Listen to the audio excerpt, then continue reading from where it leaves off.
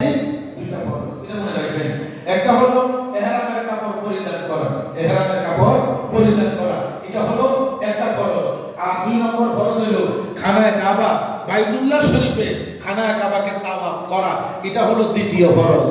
আর দুইটা ওয়াজিব, একটা ওয়াজিব হলো সাফা এবং মারওয়া পাহাড়, এই দুটোটা পাহাড়ে দৌড়াদৌড়ি করা, এটা হলো একটা ওয়াজিব।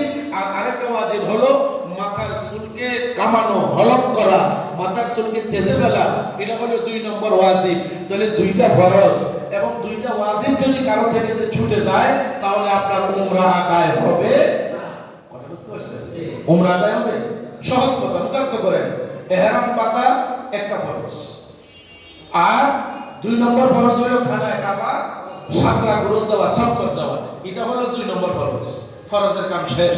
দুইটা ওয়াজিব, খানায়ে কাবা এই যে পাশে সাফা এবং মারওয়া, ইন্নাস সাফা ওয়াল মারওয়াতা মিন শাইরিল্লাহ, কোরআন শরীফে আছে।